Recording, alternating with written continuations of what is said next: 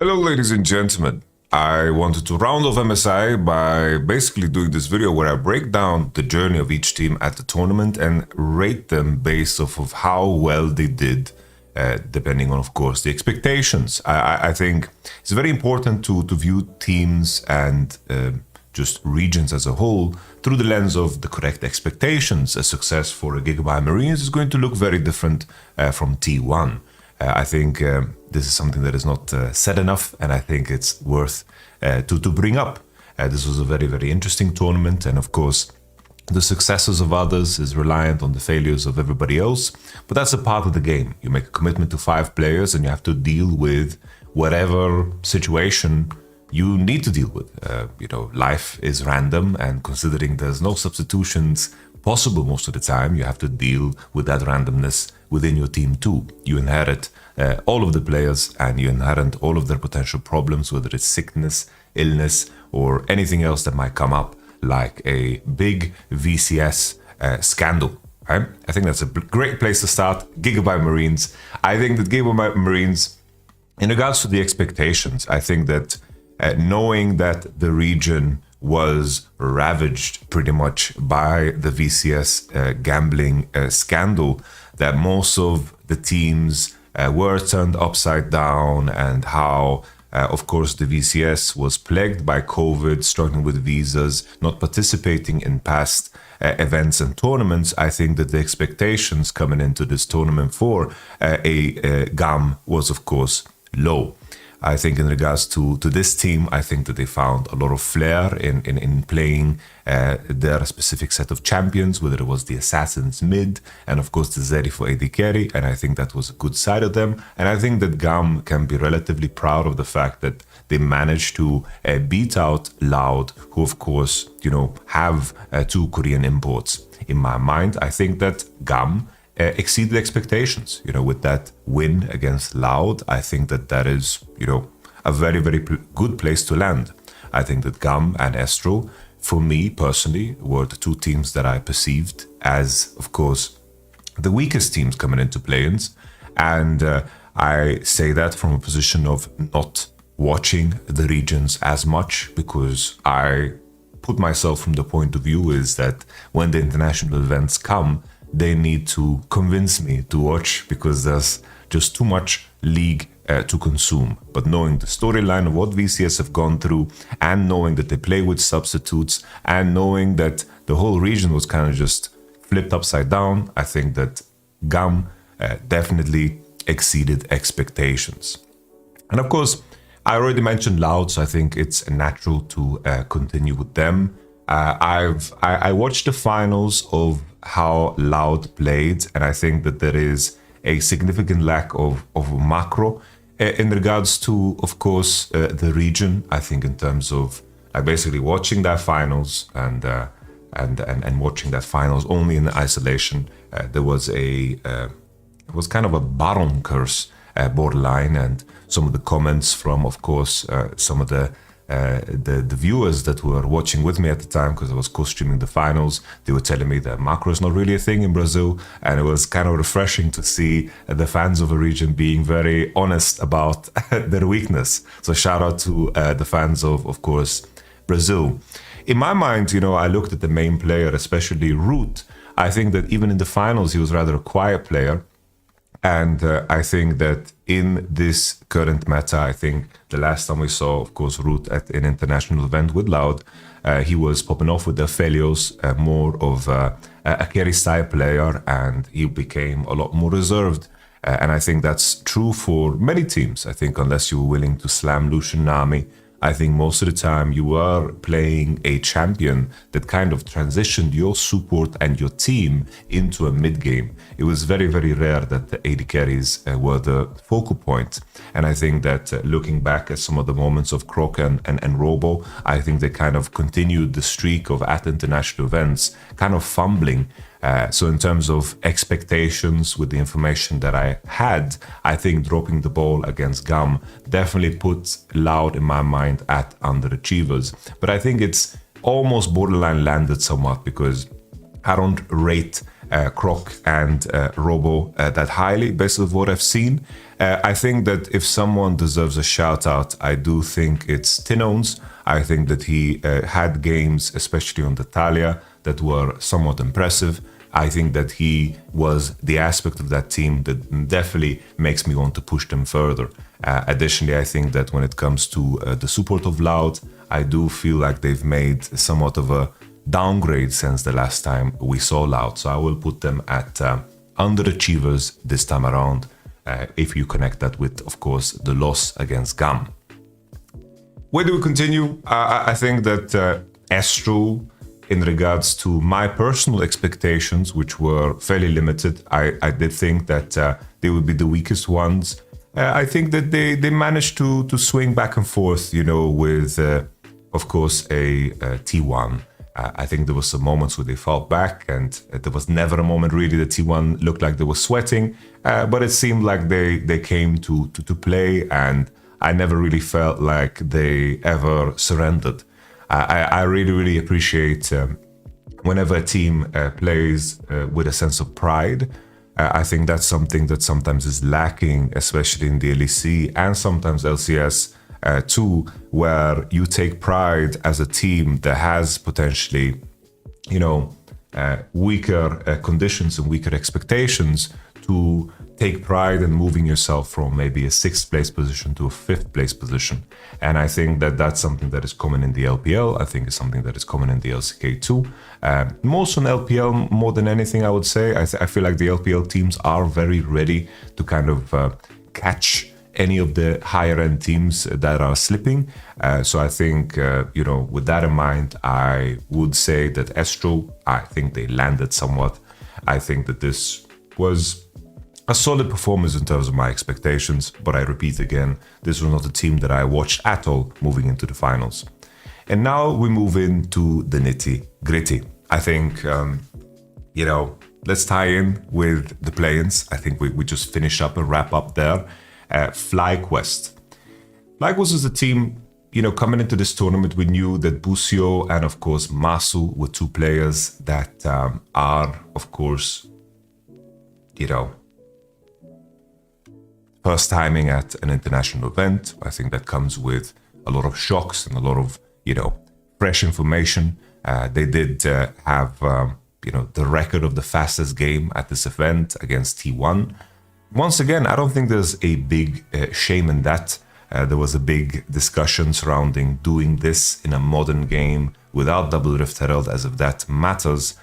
Double Rift Herald has nothing to do with like how fast you can break a game. The first Herald was often used to break one turret, and I think that 6 Void Grubs have a much bigger impact on winning faster games. So looking back at it, I do, of course, the second Herald was very tanky back then, and if you got multiple hits, I think getting multiple hits is definitely easier. But I think on a game-ending push, I think that you cannot underestimate how OP 6 Grubs can actually be on such a push, and that's something that T1 did indeed have against FlyQuest. I think the main thing, the main difference maker was just Jinx. When you look back at the T1 versus Mad Lions game, where Jinx, of course, can sequence her passive, and she gets it off of inhibitor kills, turret kills, and that can definitely create pop-off moments for you, and that's something that did indeed happen between Mad Lions and, of course, T1, because T1 did have that draft. I think, if anything, the most impressive aspect of that win for T1 was the fact that they had a draft that I would associate with scaling. They were playing Senna, Ornn, Azir, and they won in a very quick fashion. But focusing back at FlyQuest, losing against T1 was something that we expected. I was quite disappointed, I would say, with Bwipo not being able to convert his winning position. I think this was an opportunity for FlyQuest to show what they're capable of. And I think that, you know, in the end, knowing how far PSG went in terms of finding a groove and how good they actually were, I do think that I look at the loss between PSG and FlyQuest a little bit more light, but at the same time, FlyQuest losses against PSG were so damn lifeless. There was situations where, you know, out of lane swap, they got some slight advantage, but then there was just this energy about FlyQuest that was so desperate that every single play needed to turn into a big victory because they weren't comfortable in being in the game. And I think that also reflects in the rumors that we see in regards to FlyQuest, of course, moving into the next season, that they are actually making changes after getting a second place finish in, of course, the LCS, losing out to Team Liquid. I do think that Jensen, you know, in regards to his play, I feel like his Orianna is solid, but it was very evident that many times Jensen was very disconnected from the overall identity and idea of the team. There seemed to be like a clear separation between Busio and Masu playing, and then Inspired Bwipo were playing, and then Jensen was just kind of walking back and forth, hovering when he wasn't supposed to hover, getting caught, losing flash, and then just being an overall target. FlyQuest did not look as a team at this tournament, and it didn't seem, it seemed like the problems from the Team Liquid series just seemed to be even more exacerbated at this tournament. So I will put FlyQuest here.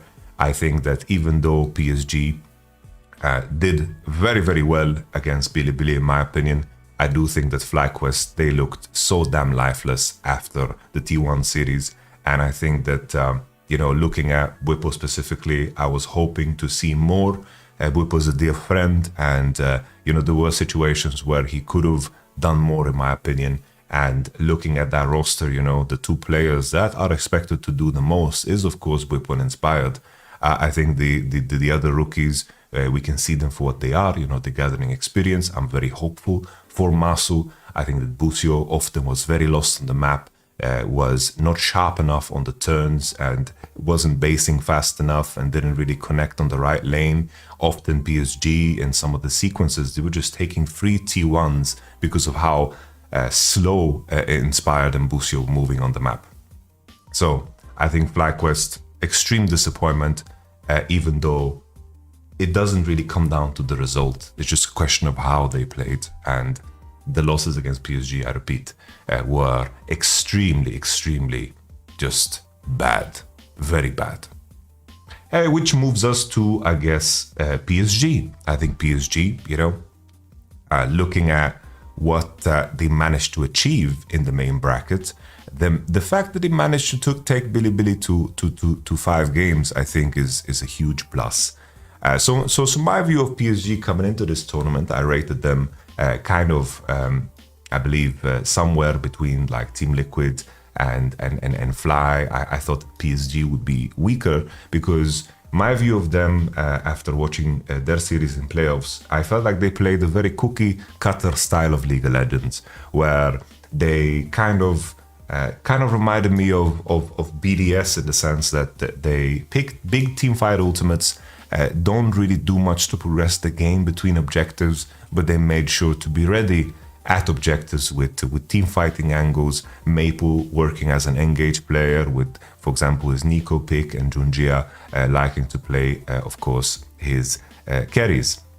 I think that Ozzy, you know, I thought I viewed him as a tank player. He had some rumble action as well at this tournament. I think the main standout for me when it comes to PSG and the performance against BiliBili was actually Maple. I think that a lot of people praised Betty, and rightfully so, but I do think that Maple had a very, very good series. I think that Maple is a player that potentially is underrated by the community, because this is a this is a player that is like basically the faker of course, the PCS. He's been around the block, and I think that in the series against BiliBili, I do believe that his experience definitely shone through. I think that Betty had his moments on Ezreal and so forth, but if you go and take a look at some of those sequences in terms of how, of course, Maple plays out those team fights, I do think that he left a very, very positive impression. In the end, PSG, I think that they ran out of steam after facing a very strong G2. I do think that BiliBili did underperform and played disrespectful, I would say, which is, of course, a very bad thing. I don't want to make excuses for BiliBili, because playing with that level of disrespect, especially in that game 2 where they threw, and then BiliBili kind of falling behind in draft and being kind of shocked by how well PSG can actually play the map. I was shocked too, because I was genuinely impressed. And then, of course, BiliBili decided to take the series by the neck with the Nico Kindred draft in the 4-5, which is usually something I would imagine that BiliBili would want to save deeper into the tournament, even though that they have showcased it regionally. The same way Yon has been showcased by Canyon, or Nidalee has been, Yon by Chovy, and Canyon, of course, with the Nidalee. I do think that, of course, being pushed to that point where you need to lock that in to secure a win is a feat in itself, and I think that PSG can be proud. I would say that PSG exceeded expectations. I wouldn't put them on out of the park, because against G2, all of that vision that I saw in regards to Maple, it seemed like Caps was just too much in his element, and the way that G2 played 3v3 around mid definitely, put a foot on their neck and didn't really allow PSG to have that same level of breathing room, because Gen.G likes to farm his camps, likes to scale, and likes to play a little bit of a slower game. I think that he really likes it when his teammates can solve their wave states, but that wasn't the case in the series against G2, so I think that is where I will cut it off for PSG, but still exceeded expectation on my end. I think that they had a solid tournament, and I think that they can walk away being very, very happy. Shout out to Maple. Next one in line, I think, is of course, I'm just pulling a rabbit out of the hat. I guess we can just go with Top Esports. So Top Esports is this tournament. I think that they, in regards to their play-ins run, losing a game against a Fnatic. If you watched Top Esports during the regular split, you knew that, Tian had the capacity to, underperform on occasion. And I think the Top Esports is the type of team to choose to actively fight and challenge in situations where they don't need to. This is like the epitome of a team that plays on feel, and I think that is why we love Jackie Love, right? He plays on feel, and I think that he is a very, very precise player, and Top Esports was definitely the type of team to be able to drop a game against a team like Fnatic, because even though Fnatic is wildly inconsistent the same way, I mentioned about Top Esports, of course, I would have to say that they're even the way worse than Top Esports in terms of how inconsistent they are, because of how we frame Humanoid as a player, how we frame Razork as a player. These are players with, Fnatic is a team with very, very high individual skill, but in terms of the stability, whether it's emotional or preparationary or just being, performing when it matters, I feel like this is where Fnatic really, really strikes out. But more on Fnatic after Top Esports. Top Esports, I think the key thing for me that stood out throughout the tournament, I think the 369, whenever he played standard lanes, I think he did super, super well, which is expected. But 369, for a player with his level of experience and Top Esports as a whole, I do think that they were extremely disappointing when it came to lane swap scenarios. They played the lane swap game themselves against Gen.G in regular split and made some good moves where they bounced, and like even in that one game against Gen.G, 369 was playing K'Sante and gave 2 kills to a Kalista. And eventually, in that same game, that Kalista used summoners and they swapped back with the Senna Town, prepared a gank on a slow push and won the game off of it. So I felt like Top Esports, they should be sharp when it comes to, of course, the lane swap situations, but 369 kept giving up so much to the point where it became a liability. I highlighted Tian. I do think Tian was one of the better performers on this team. I think that in regards to Cream's gameplay, I think knowing that he came into a tournament where he's surrounded only by heavy veterans in the mid lane.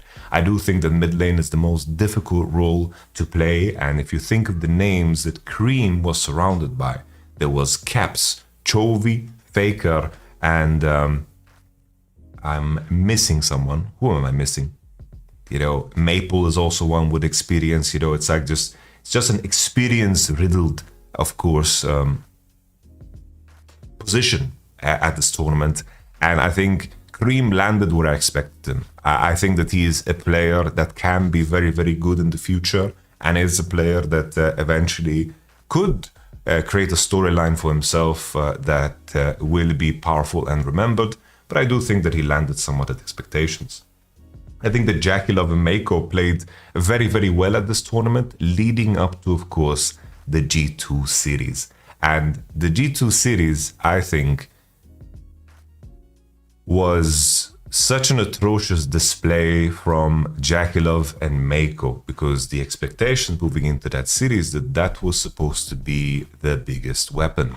But starting in game 1, dying to a level 2 swing, and then Mickey getting the punish in on, of course, Varus as he's trying to push away Val, miss-flashing from JackeyLove and trying to attack them with every weapon, the Draven, and getting Kog'Maw Bromed. Really, G2 read them as a book and heavily outperformed them. Top Esports were not in tune with the level of pressure that Mickey can put out of a bush. So Top Esports fell so flat in that series, in my mind, mostly due to the bot lane. I do think that 369 played quite horrible in that game 3, where he got flipped like a pizza dough and K'Sante basically pushed him into his turret from the same angle 3 times in a row, which was very costly later on in the game, because K'Sante carried a very important fight at Nashor in game 3. So I think that you can blame 369 for that third game, but game 1 and 2, when your bot lane explodes the way it does and a Draven dives with Jarvan on level 3 and gives away kills to the Tristana that is TPing, I think that 369 couldn't do much. But I will highlight that game 3 was very, very poor, and additionally 369 in lane swap was just atrocious. I do think that Tian had a solid tournament, you know. I think it's important to look at games for what they are, and I think often people like to frame narratives around players, and I think that they don't look at the game for what it is without nameplates. I think this is something that is a very, very common occurrence, because those narratives are always repeated. For example, with JackeyLove, who came off of a very, very good spring split. You could argue that he was the best AD coming out of course, the LPL, and I think that the AD carry role is insanely stacked in China, and he had a very, very strong split. He did have one of those flash plays in, of course, the finals with the Senna, but this was just narrative fuel when JackeyLove has been a very, very strong, consistent performer, even last year too, on Top Esports when he played with, of course, Rookie. And Tian on the back end, you know, as well, I wanted to highlight, I think that he had a decent tournament, but there's also just sometimes cases if you are done, like even if you're playing solo queue, you can have empathy to the situation where Tian does blue, Gromp, and then finishes his Wolves and his bot lane is double killed. In some games, your conditions don't leave you any opportunity. The same way people not scrutinized, but they said that Chovy was, like Peter Dunn said, that Chovy is invisible. I think that people completely remove themselves from the idea of what conditions Chovy was actually playing under. And just because you have a player performing at a 10 consistently and he drops down to a 9 or even plays the position he's in as a 10, I think that, people are far too quick to not recognize conditions. I think that another good example could be, for example, Bin, right? Bin in that game 2, when they were very, very far behind against Gen.G, he was dying on side, but he was stealing waves. He's supposed to do that because his team can't contest through mid, they can't contest to side, so he needs to create some level of chaos, because otherwise he can just sit on the turret and die and bleed slowly. So he's trying to make sure that he gets farm, and then when the enemy ganks him, his teammate gets some space and you can actually breathe, maybe set up some wards, some TP flanks, maybe you can set up some traps. And those are the trade-offs that you sometimes need to do.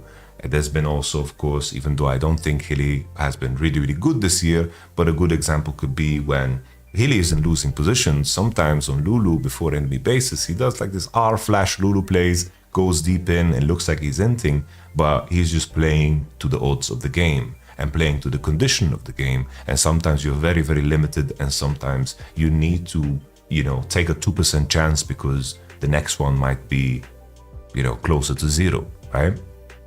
So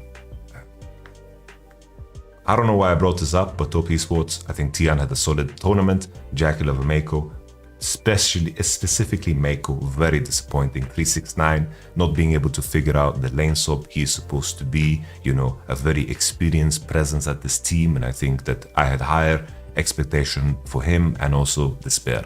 So I will put them at underachievers.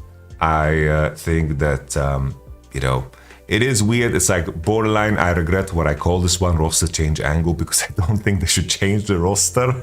But in terms of the disappointment in that last game, in terms of their prep, I feel like they're somewhere in between. But I don't want to be supposed to change the roster. Maybe I should change this one to, it is a rough one. It was very rough. Let's call it that. It was very rough. Let's put them there. Because I don't think Tobiso should change the roster, because that roster is very, very good. And I think that at this tournament, there were certain elements that were bad. But I don't think that, the same way you don't judge a player based off of one tournament, or one BO5, because Mako is a legend, he deserves a lot more than that. So he shouldn't be replaced. Okay. Fnatic is someone we mentioned. Fnatic, the way I judge Fnatic was that, this is a team that has highly, highly effective individual players, right?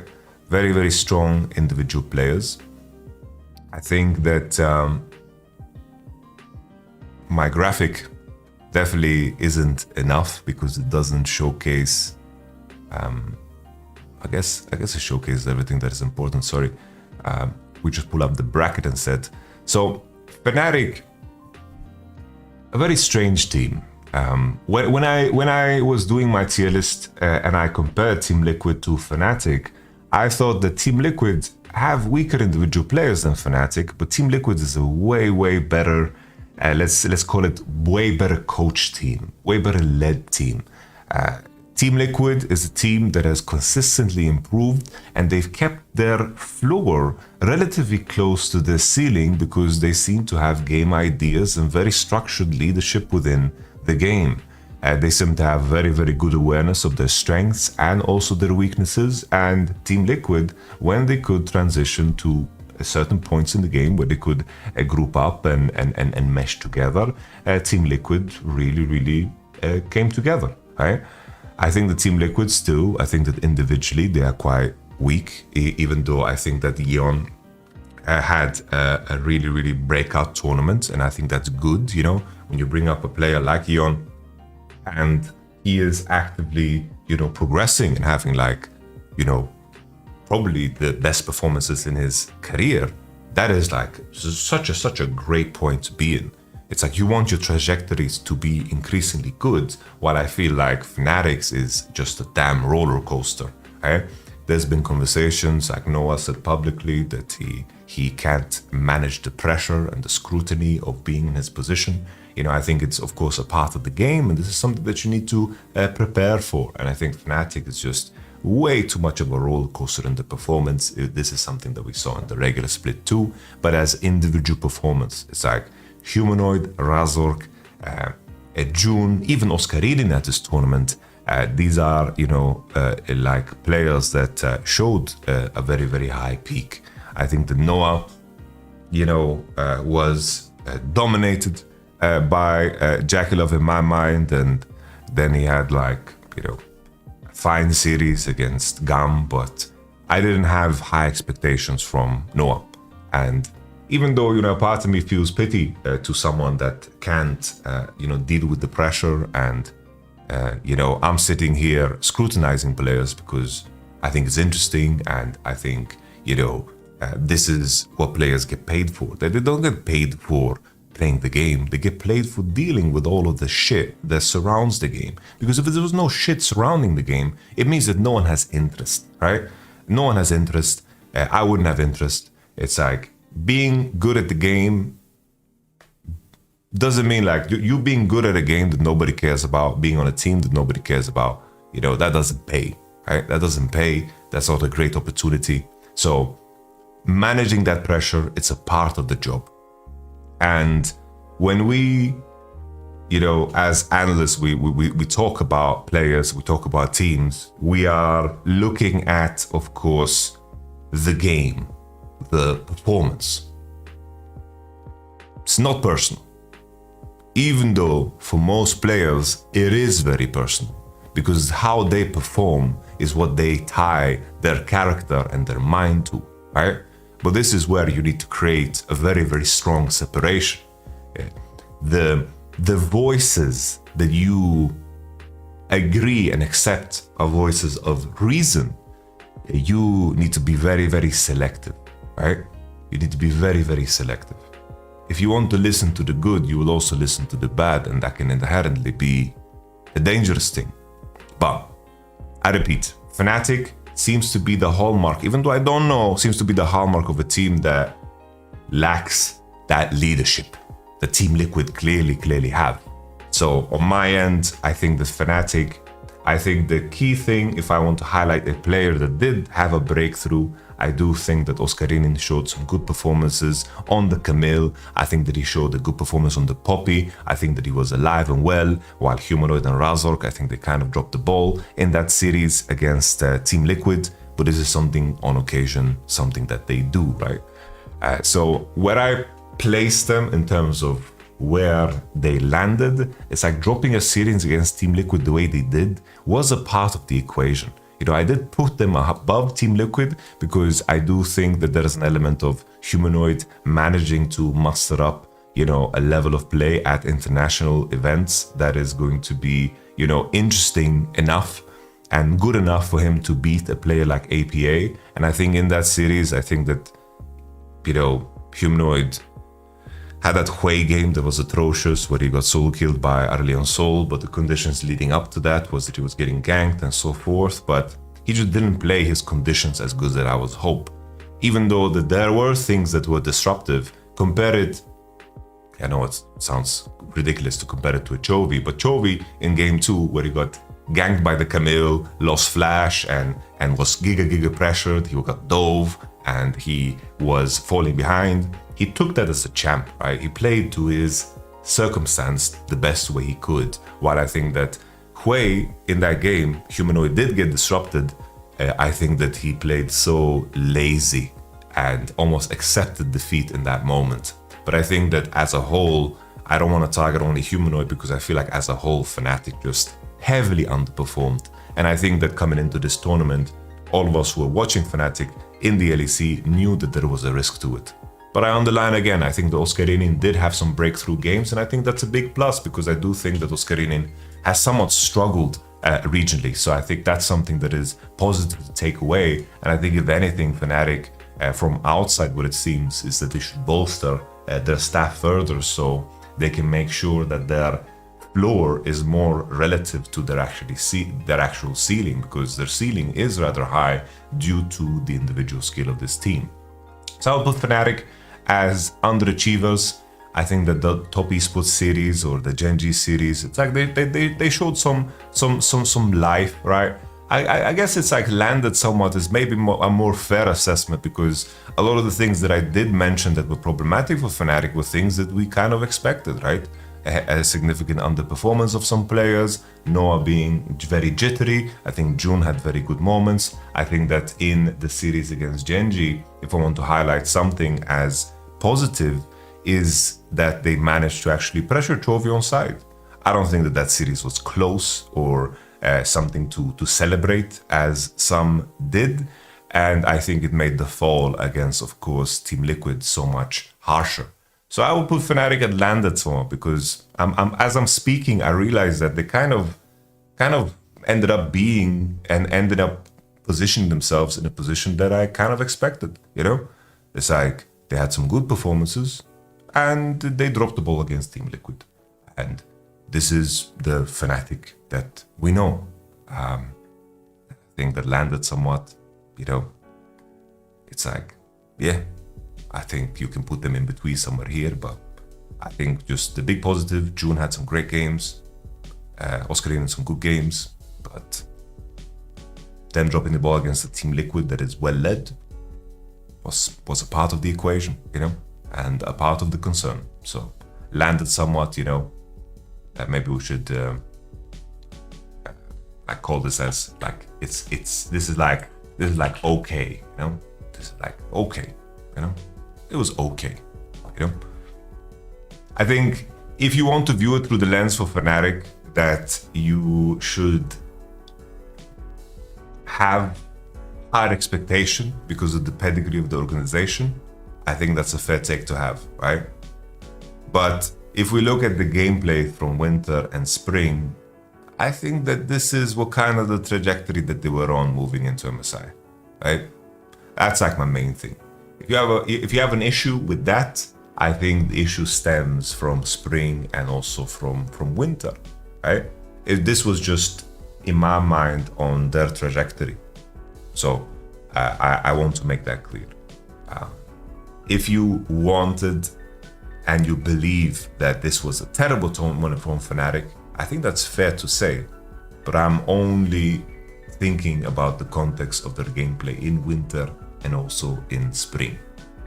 And that's where, the difference lies.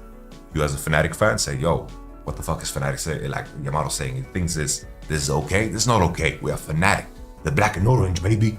We come to international tournaments to play, baby. We were in the finals back in the day, baby. We expect more from our team, baby. I don't know why you're saying baby all the time, but it is what it is. That is okay to feel. Once again, I'm just judging based off of, winter, spring, MSI, those expectations. Okay. Team Liquid. Team Liquid were, let's say the winners of Fnatic's pain point, the winners. I mentioned already Yeon. I think Yeon, solid guy, man. He had a good Lucian game. He came to play, and I like that.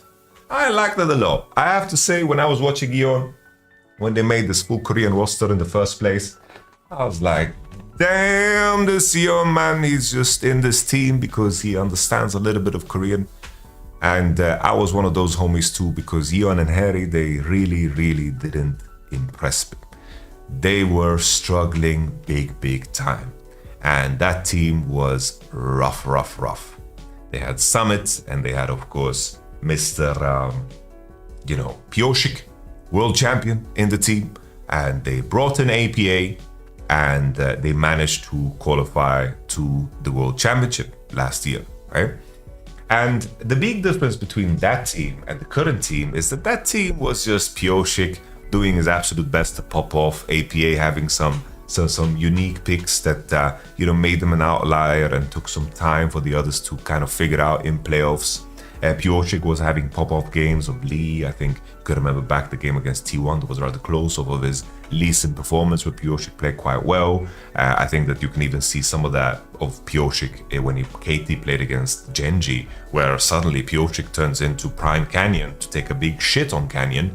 Pioshik carried a lot of games there. Summit, when he played some of his champions, carried, and everybody else was kind of just a passenger to that idea. That was not a team that was brimming with the same amount of leadership and cohesiveness that we see now. And I think that, of course, makes sense. Moving from Summit to then Impact should be in the conversation for GOATs of North America, who really came into the region and has been consistently at the top, and he has won championship with many different roster alterations. So Impact, complete G of a player, and Code JJ, Impact and Code JJ, what they've done for North America, I think that you could argue that they've done the most out of anybody, I think they should be in the conversation with the Bjergsen and Doublelift, even though his tenure as a player, he's been very, very good. I think that the way he, managed some of his situations in regards to, for example, dropping out of Team Liquid after a rough spot, saying that spring doesn't matter. These general attitudes, they kind of reek, they reek and stink quite heavily, while you have a player like Code JJ that, created the wanted people to play in houses. And, we had an issue back in 2022 where basically we at the World Championship, we basically, our bot lane had COVID, so they couldn't fly out to Mexico. And then we had Bean with us because he was our sub, Bean was our guy, and then Rox was at the beach, so he couldn't show up, but we needed to practice because we were playing in 3 days. I write code JJ, instantly he's ready to go. And I tell you, in those fucking scrims, with all the Fnatic players and code JJ on support, he was the one try-harding more than any of the other players. And I say that with absolute truth. I don't know why I went to this tangent, but Team Liquid, a very well-led team, and you can see that their trajectory is very positive. This is a team that keeps improving, and I think that's massive. They said in interviews that Team Liquid wants to be the G2 of North America, and I think that a lot of the things that they're doing seem so right, you know? I get a good vibe from Spawn, I get a good vibe from that staff in terms of how they grow and how committed everyone seems to the project. And it's very nice to see it pay off, especially in Yeon's favor. You know, this is a player that has improved so much, and they are now coming back to, of course, the region as, you know, the favorite coming into the next one, when a lot of the other rosters that they beat were quite star-studded, right? C9 or FlyQuest. So fair play to Team Liquid, and I think at this tournament they exceeded expectations. I think that they were fighting against a quite weak T1 in the series that they played. And I do think that, you know, I do think that there were games and positions that they could have won. I think that there was situations where Umti got caught, APA got E-flash charmed against Ari's Faker, like a Faker's Ari. You know, there were positions that they could have played better, but they fought back and had good prep, and they, you know, managed to be in positions that were somewhat playable. And I think that is an impressive feat altogether, because I thought, plain and simple, that T1 is just going to cleanly 3-0 them. I imagine the scenario where Team Liquid is going to take a game. It would require such a big lead of absurd proportions, because I figured that T1, you know, looking at who they were regionally, there were moments where they lost early games, but then eventually they just, you know, kicked it up a notch. They set up around Nasher, and they, of course, rocked and rolled. But it seems like a lot of the worst individual performances from mid laners at this tournament, if your name is not Chovy, was indeed on Corki. And in that win against, of course, T1 for Team Liquid, I do think that Faker probably had one of the worst individual performances in his personal career. It was very rough to watch, but at behind every play, behind every win, there's a great level of play and there's bad level of play. You know, they're kind of synonymous. If we want to be that nitpicky, you know, we can go back and say that in that 1v1 said Faker versus Rio, if you review that, Rio really played bad. Like he really got like outplayed. He played it so sloppy and so lazy, because he just thought he had it for free, because I believe Faker took 30 shots and got like combo for free off the W. But if we sit and talk about that, it kind of ruins the magic of the moment, right? So Team Liquid, I think they exceeded my expectations. They continue a very positive trajectory, and Team Liquid is generally like an excited team to watch, in my opinion. I think that I mentioned already, their biggest strength is that they are very cohesive in the way they play. They commit to ideas within the game together. They might not be the most precise, but I think that, you know, it's always a question of, if you are a team, for example, Fnatic 2022, we had an issue where we tried too hard to make the best play. So sometimes there's disagreement, and when there's disagreement, it's so much worse than just doing a play together at all times. You know, it's like being cohesive is a very important detail. That's why it's so impressive, like when a team like Gen.G, BiliBili can play at such high precisions but still be in tune with the same idea. That is like the biggest challenge of League of Legends and making things work. So Team Liquid, to me, exceeded expectations. Shout out to them. All right, who do you continue to? BiliBili. Let's do BiliBili. I think that BiliBili, you know, I think that when we talk about teams in general, I want to really hammer this home. This was something that we talked about with Yamato, because I know this is something that will come up too with T1. When you commit to 5 players, you inherit all of the problems too. Anything can happen. Like, life is random. So it means that what occurs to your team, whether it's illness or something happens in your family, or the meta is just right because the patch just landed. There's a lot of elements of randomness that are a part of the game. And all of these teams are very aware of it. Very aware of it. It's like you need to manage your nutrition, you need to prepare yourself through resiliency and also through, of course, conditioning, right? And there's a lot of things that are in place, and all of these teams are aware of the game that they play. This is a tournament where we know that Elk was sick. There was a tournament where the Hens was sick. There's a conversation about Faker, and there's videos of him like really fucking shaking his arm, and I have empathy for this. I really do. But this is something that all teams face, and some issues are more publicized, some issues are less publicized, and that's a part of the game. That's why you have some teams go into tournaments or some super teams not succeeding, because you kind of inherit everything of a player. And in traditional sports, if someone's going through a rough time, you kind of substitute them out. And that's why these players that are consistently always performing in traditional sports and also in League of Legends, they are very impressive players, because they managed to break through all of that. And if you want to look at it through the lens of Faker, like if he is having severe pains, there were moments, like Faker had a very poor tournament, in my opinion. But there was never a moment where he seemed to play like with fear. Because there were moments where he ran it down and he was maybe 0-3 down on Alzir, but then in the end he found like the game-winning TP, he found the game-winning angle. He never got shook up, by whatever he was going through. And I respect that a lot, and that comes with, of course, experience. But I wanted to highlight this, is that we don't know what any of these players are going through, any of these teams going through.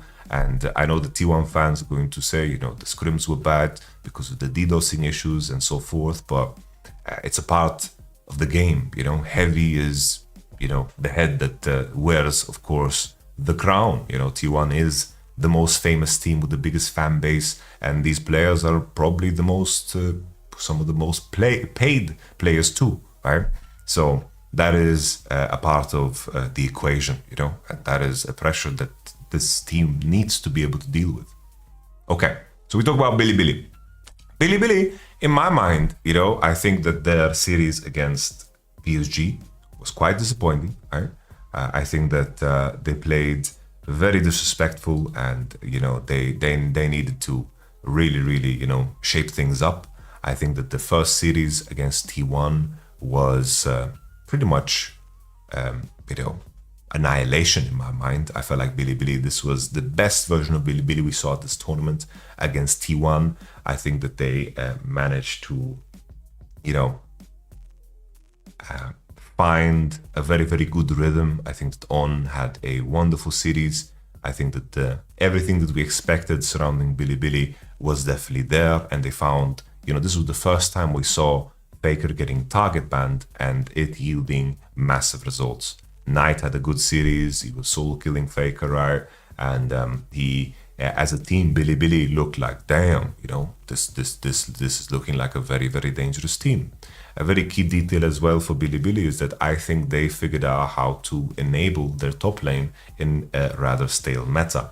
This was something that T1 and BiliBili as teams really needed to solve, because both Bin and Zeus are players that can carry when they get the resources to do so. 369, Keen, BB, this class of top laners, they are very resilient and very resourceful, while players like Bin and Zeus probably the more extreme version of that, unless he's playing K'Sante, is a player that will be the most effective with gold and will be, hurting his team if he doesn't have that gold, in my mind. The story of Zeus getting caught on side, that is T1 being in a losing position and that trickling down to Zeus. The continuation of BiliBili, they had that series against Gen.G. I think that BiliBili showcased their weakness there, where, their bot lane is so accustomed to having Shun by their side, that they play, that they like that ball lane plays like they have 15 junglers behind them, and that is their biggest strength, but also the biggest weakness. That Senatam game was atrocious, where they were just chain dying. That was like the levels of Jackie Love and Mako that we saw against, of course, you know, when they played against G2. They also had that one horrible draft where they picked, you know, in that same game, they had fucking Tristana, Diana. Like, they picked Diana because they need AP and they need engage somehow. It's like the only way to solve that was to pick Fiddlesticks. And that was like a very weird spot to be in. Shun is a Diana player, but who really plays Diana in competitive right now? So BiliBili showcased flaws in the way they play surrounding their bot lane, that, you know, they are violent squeezers, very strong squeezers, but that can be, you know, to the detriment when they played against a very disciplined Gen.G. And their preparation work as well. Some drafts look very wonky. I think the two worst drafts we saw at this tournament was BiliBili's draft with the Diana against Gen.G, and of course G2's opening draft against T1 in the second series that they played, with the LeBlanc and so forth, with the Draven, Poppy, and Kha'Zix blind into Camille, Sejuani, Jackson 5. Jackson 5, that's Jackson 5. I don't know, I found that funny. 1 hour into talking, so I'm becoming delirious.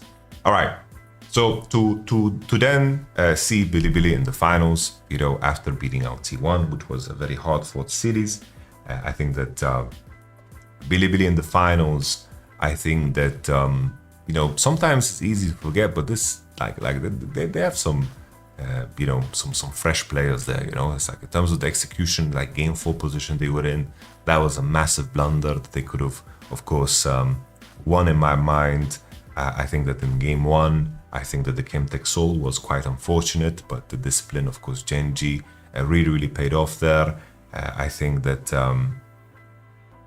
you know, in my mind, the game 2 was also kind of, you know, BiliBili losing in a very similar way. And the one game that they won was when they threw the Jace curveball.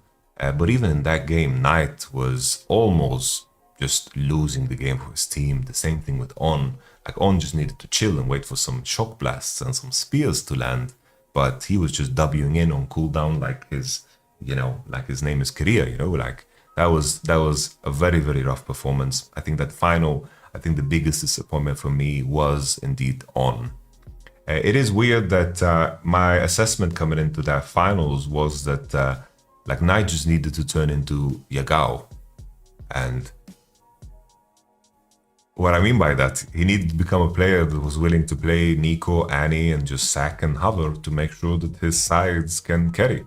Become the second jungler of the team, because, of course, Chovy is just too efficient. Too efficient. If playing against Chovy in an Orianna matchup, like, he will eventually outvalue you. Chovy as a player, you can see in the bans that people target. It's like people ban Aurelion Sol and Corki. If Corki or Aurelion Sol are ahead in the game, economically, they solo carry games, especially Aurelion Sol. That's why these two are specifically targeted against Chovy, because he gets through the door. There just seems to be no way of stopping him through matchups that you're supposed to be stomping. He just seems so damn efficient with every resource that he has. His spacing is just so beautiful in terms of how he lanes, and then the extension in terms of how he farms side lanes and how decisive he is together with Keen in terms of contesting those waves.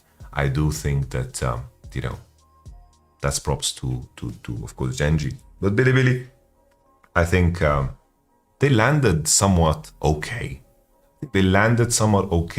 I do think that I had higher expectations when it came to bot lane on occasion, but I think there was also many moments where On and, of course, Elk actually carried. I think that Knight, in my mind, was the second best mid lane coming into this tournament, and I think that you can argue that Caps probably had a better tournament than Knight, but I think that across the board, I think that especially with how Bin showed up at this tournament, I think that it kind of balances everything out neatly. I think BiliBili getting second place against a Gen.G that was very strong, I think that's, you know, a reasonable place to land in terms of how their games looked. They had some atrocious games, but they had some of the best games as well of course, the whole tournament. Single individual games that were like probably some of the highest level games that we saw, but also some losses that were so atrocious that is a part of the BiliBili energy. So landed somewhat okay. I think I'll put them there. I think that they landed exactly where I expected them. I wanted them, and I thought that they would win the tournament. But Gen.G really found their stride. I think we mentioned already some things about Gen.G, so I think it's a natural progression. I think that Gen.G, I think that together with BiliBili, they were #1 contenders. I put them in S+, both of these teams. And I highlighted in my tier list, that both of these teams, when teams are in same tier list, it's like we're talking about like 1%, 2% different, like a very slim difference. I thought the big thing for me with Gen.G, in my mind, was that I thought that Lehens and FaZe would actually be a liability against Gumayushi, liability against Jackie Love, and liability against, of course, Elk and On. But especially in the finals, I do think that Lehens deservedly got MVP. I think that in the regular split, Lehens and FaZe were passengers on this team. I think that Chovy needed to do a lot of heavy lifting for them to actually win all of their series convincingly in the LCK playoffs. And Chovy really outdid himself. There were moments where Canyon played great, but there was also moments where he got caught, which is something that we saw at this tournament too, where he was smurfing, but on occasion kind of overreached and died to Tian Sejuani, or over-invaded on Raptors, or got caught on Lee. These are moments that we saw from Canyon. I think that Keen maintained, I think that in terms of, Keen's role on this team, I think that Chovy and Keen, they are such a fantastic pairing.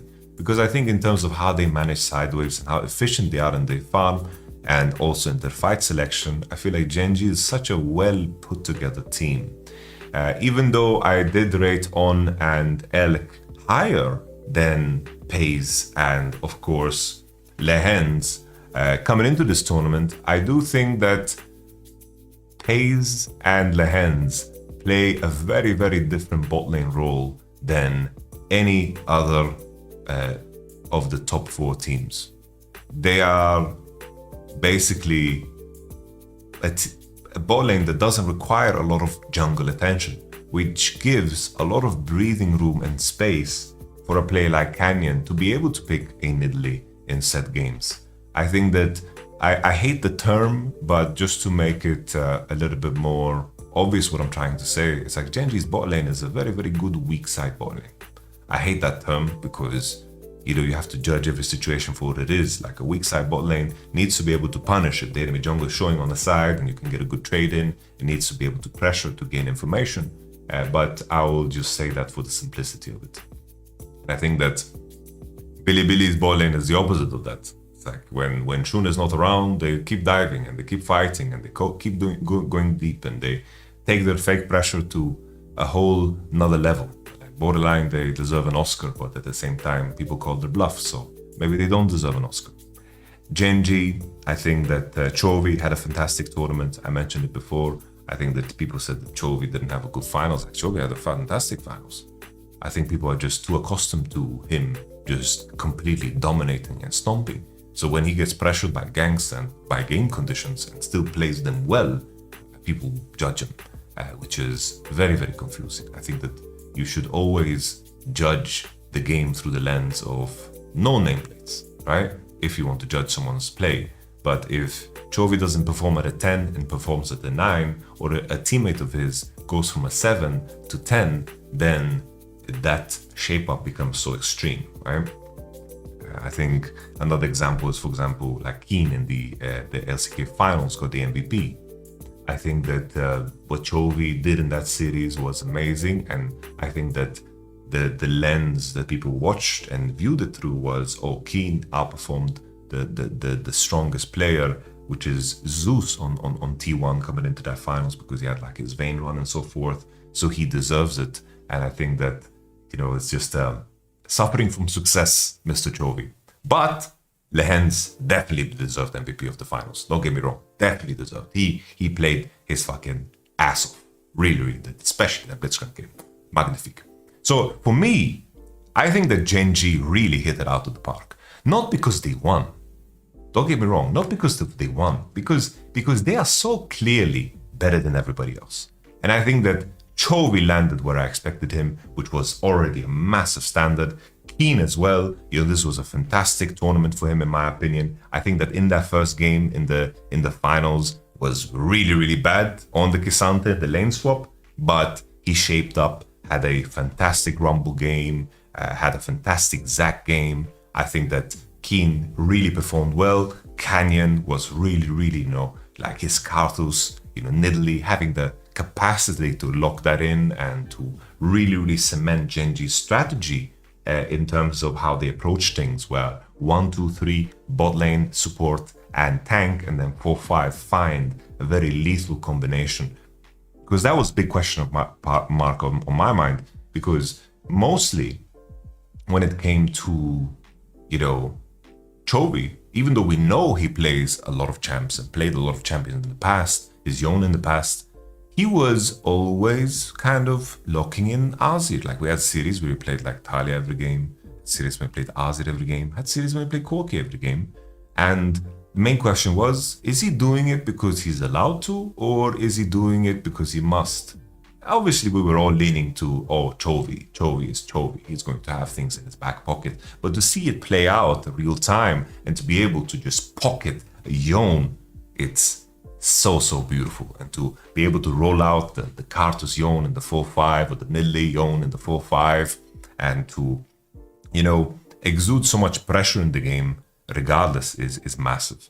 But I think that Gen.G's bot lane deserves a lot of fucking stars. I think that FaZe had a fantastic tournament. Really, really fantastic tournament. And I think that he was insanely consistent. I think that in playoffs, he didn't play that well in playoffs in the OCK. I think that there was moments on like Lucianami where he looked extremely uncomfortable, where he didn't really have any pressure in the game. I think in many cases he was a passenger.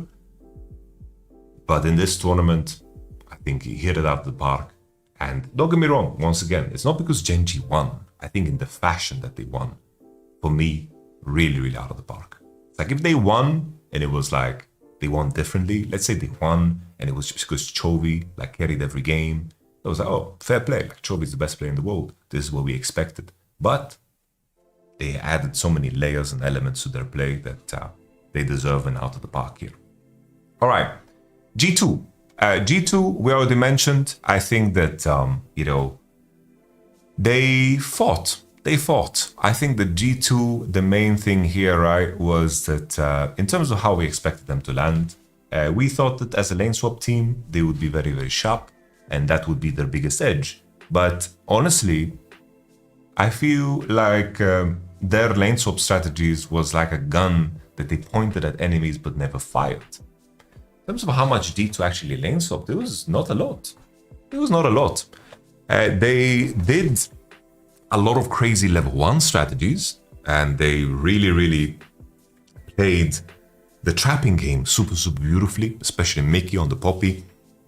But they didn't really play the lane swap game. And we thought that they're going to cheese their way out of those situations and that they will, you know, struggle if they are in standard lanes. And in the beginning, I think that, you know, looking at what Mickey accomplished in lane, I think that the first series against T1, Hansama did heavily underperform. I'm not saying that because of the LDR purchase, because frankly, I don't give a fuck about that. I think that in terms of him getting caught and his overall presence in the game and how he played team fights was rather poor. I think that people were very, very, you know, they latch on to one mistake because it's so easy to spot out.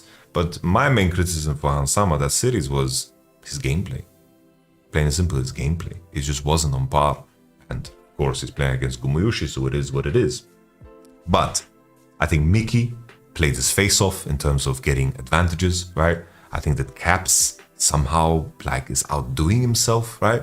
This tournament was insane from Caps. It's like his run against Top Esports, his run against damn freaking PSG, or even in this best of 5 against Faker. You know, sure, we wish that Caps played that game 1 a little bit better on the Tristana, but I think that Caps had a wonderful tournament, and I put him as the second best performing mid laner at this tournament because, you know, I do think that he played better than Knight. Knight is my third place.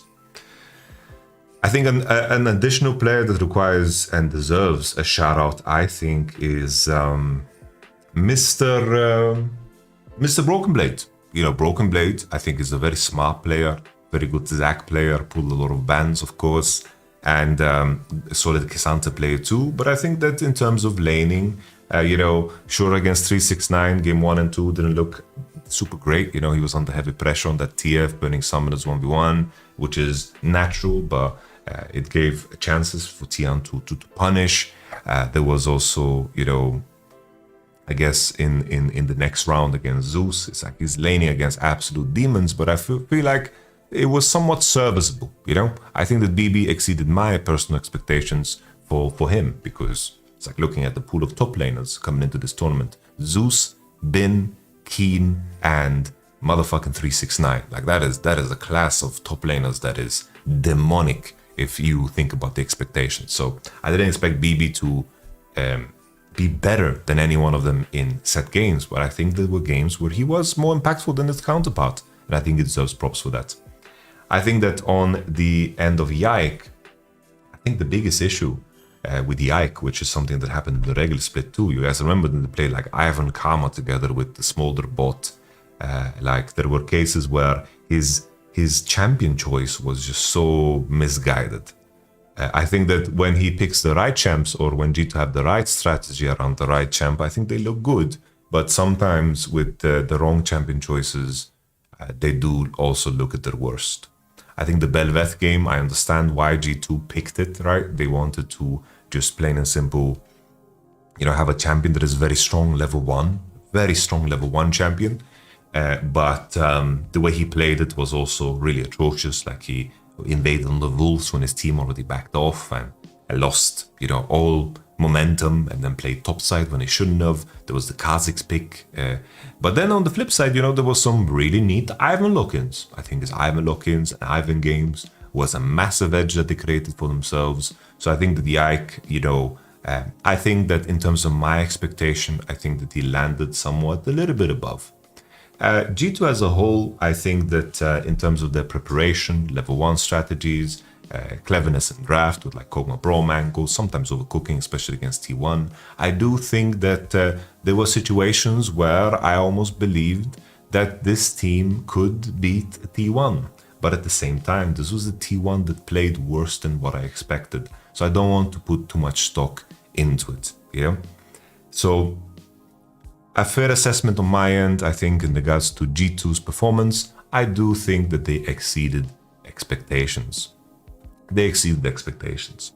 I think that they bring hope to the region. They are the flag bearers. I think the fact that G2 Caps did as good as he did. Miki I wasn't really worried about, even though I don't think that he had the best season leading up to MSI in his life. But I do think that G2, you know, exceeded expectations. But I don't think enough for me to say that they hit it out of the park. You know, I think if that game 1 against T1 in the second set would look different, if they converted some positions maybe a little bit better, I would have been happy. But I think that in terms of macro and individual play, this is a team that is actively improving. And I think similar to Team Liquid, but on a different trajectory, right? I think that basically G2 it's like Team Liquid and G2 are similar in the fact that they both managed to peak when it mattered the most. And I think that's something to take away, you know? It's like competition is running a marathon that you don't know the distance. You don't know the distance, but throughout you need to run as fast as you can, because you don't know how fast the others are going to run. You don't know what your competition is going to do. You don't know how fast they're going to develop. You need to be rushing and running, and you need to be ready for any opportunity that the enemy team gives you. The opportunity here was to beat T1 when they were weakened. This was the opportunity, right? In that race, maybe, T1 stubbed their toe, right? And they are running a little bit slower than usual. This was the opportunity to really seize it, because who knows? Maybe next time T1 will be even stronger. Maybe next time they'll be weaker. But being in that state of mind, of course, doesn't matter, but I'm just completing the metaphor.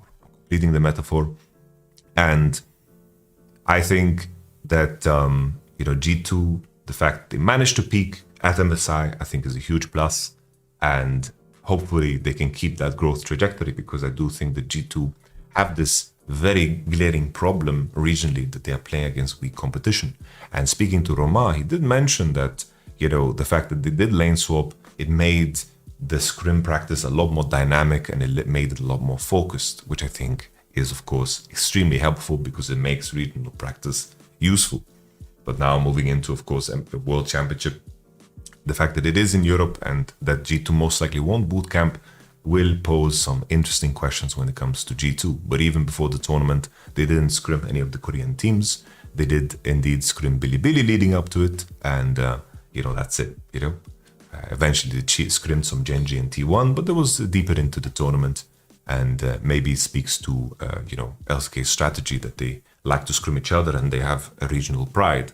So the question is, can the other teams in Europe also muster up regional pride and come together to try to defeat G2 regionally, so they get the challenge that they deserve and also need in order to perform better at MSI than of course, better than MSI at the World Championship. So exceeded expectations. Last one, T1, T1. I think, I think that my assessment of T1 has been insanely accurate, and I will repeat it again. I think this is a team that is built up with some of the best mechanical players. This might be one of the best mechanical teams of all time. I think the BiliBili is up there too. I think T1, the way they've structured themselves is that this is a team where Faker always has done a lot of dirty work, in the sense that he doesn't get any help in terms of farming side. And that comes from the fact that Owner and Korea have very poor cooperation. They are not the same as Delight and Peanut, or let's say Shun and On. They are players that try to find information on their own. It's very rare that you get to see a T1 where they're connecting with, let's say, like a Vi Nautilus taking control of a river. Vi Nautilus is a very common combo, like Vi Rakan. This is very, very strong, because you can snap engage on anybody on side or on mid wave, and you can find catches, and the enemy is very, very scared to retake river. But this is not T1. What is T1? I think the T1 basically is Gumayushi picking a champion that allows Korea as much as possible freedom in their champion choice. A lot of freedom in the champion choice. And in T1, the way they're built up, Zeus and Korea are basically the carries, in the sense that they are the ones picking the champions that are supposed to cut the enemy composition in half. A big discussion was, Lucian Nami doesn't work. Why are they picking Lucian Nami every game? The issue wasn't necessarily Lucian Nami. The issue was, when they lock in Lucian Nami, they couldn't fill the composition out in the other positions. Sometimes you need to be able to play tank top. Sometimes you need to be able to slam K'Sante on 3. Sometimes when the enemy team is starting to target the junglers that Owner likes to play to piece again the compositions, like the Rel and the Sejuani and the Zinzao, and these are contested, then you create compositions that are very, very difficult to execute. And I think in this tournament, right, it's like, if we look at the roles of everybody else, like Gumayushi picks a strong AD that allows Korea to pick what he wants. Zeus is a player that is very, very good with resources, because the same way I mentioned Lucian Nami, when they pick TF 1, 2, 3, right, they pick TF every game. He's a fantastic TF. The issue wasn't TF. The issue was that they really had a hard time creating a composition that actually made sense after they lock in TF, because they couldn't fill out, space makers in the other positions.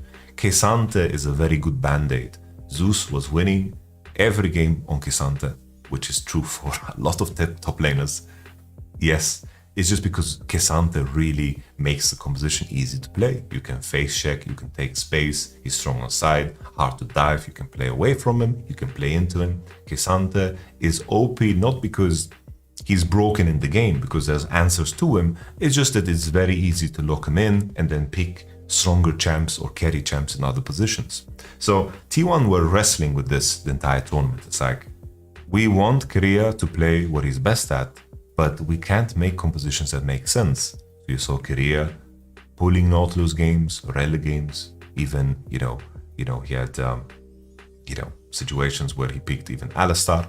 And mechanically, I think he's pretty decent, right? But in terms of taking over the map, often Zeus and of course Faker, they try to steal waves on side. And I think the T1 is at their best when they play bot lane pairings like Lucian Milio, or for example, Tahm Senna, or for example, Tahm Jinx, as we saw at the World Championship, because these are champions that need to be on the midwave and they provoke the enemy to pull enemies into midwave.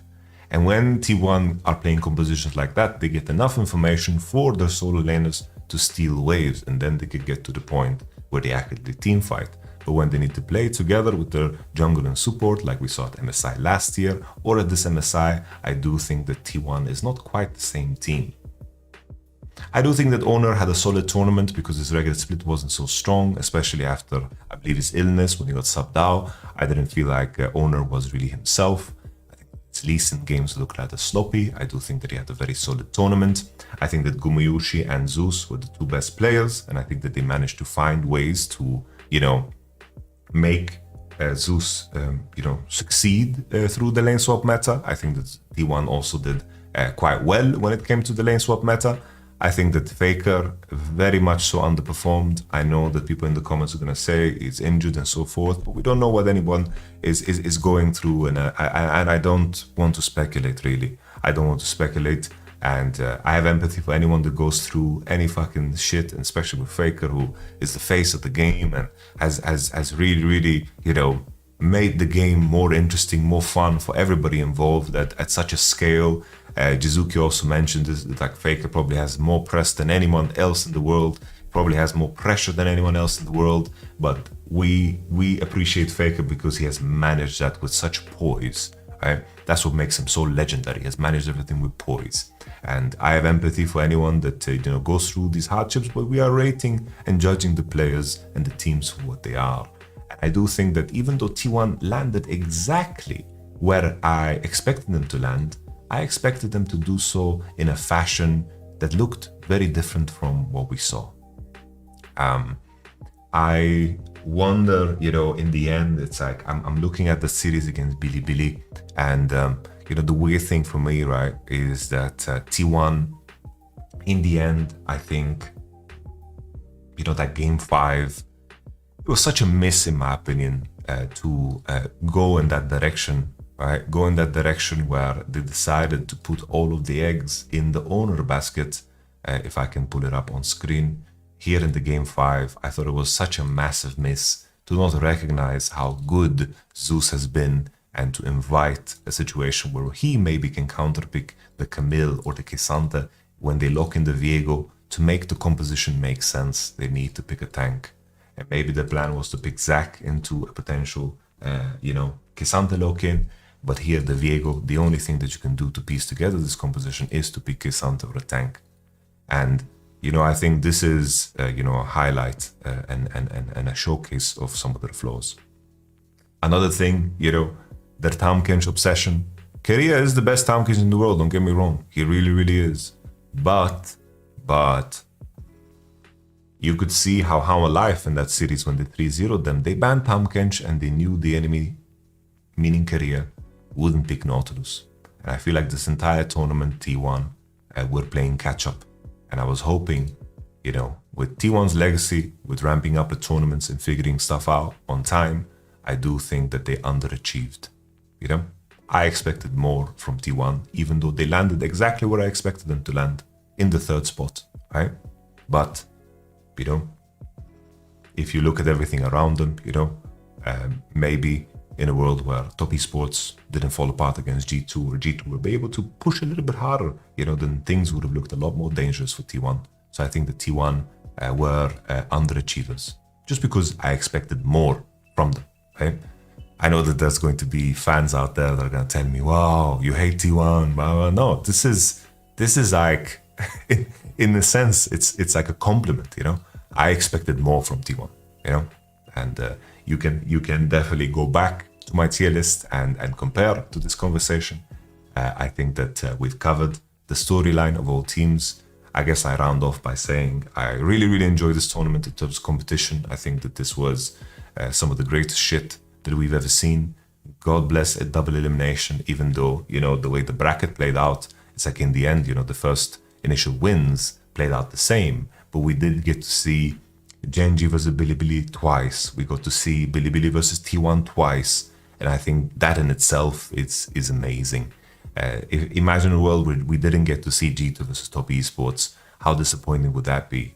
If we didn't get the rematch between T1 and BiliBili, I think that these rematches are so crucial because we are playing like we are in an ecosystem where maybe all of these teams will never face off against each other again. Maybe they won't. And next year, they're going to have different rosters. Like we went through so many years of League of Legends where Rookie and Faker barely played against each other. They didn't play against each other in best of 5. And Knight is someone that is heralded as, the best mid laner out of LPL than he is. And we got blessed with Chovy versus Knight. Chovy was, of course, clearly the better performer, and I think everyone expected so. But at least we got those series. And I think that's so important for the history of League of Legends as we look back and we speculate on who is the greatest during this era and who is the strongest during this era, to have the footage at hand and seeing definitively that Gen.G was by far the best team at this tournament. I think that's super important, because imagine we would have maybe a JDG T1 rerun. Probably T1 would win again, right? T1 would probably win again against JDG at the Worlds, but it would be so fun to watch for me. I understand the flip side, crazy stories. The DRX story wouldn't happen in a double elimination. I think that T1 win against DRX 9 out of 10 times. Genuinely, I believe so. DRX just struggled. They really struggled. And that storyline doesn't happen if it isn't for double elimination. But as a competitive enjoyer, I love double elim because I want the best to win. And I understand that performance fluctuates. And, there's that. So, thank you very much for watching. Thank you very much for watching all the way till the end. I hope that you enjoyed MSI as much as I did. We have some cool content coming up. I am going to try to make it a little bit more dynamic on this channel. And, we have some Voice of Yamato episodes coming up. We have a one with Sven that is going to be pretty hype. I think that, I can offer something to the community that is lacking. So please follow the channel. Leave a comment if you enjoyed yourself. Like and subscribe. Or don't. Like you guys have your own free will. So if you sneeze during this video, bless you and bless your face. I'll catch you on the flippity flop. Peace.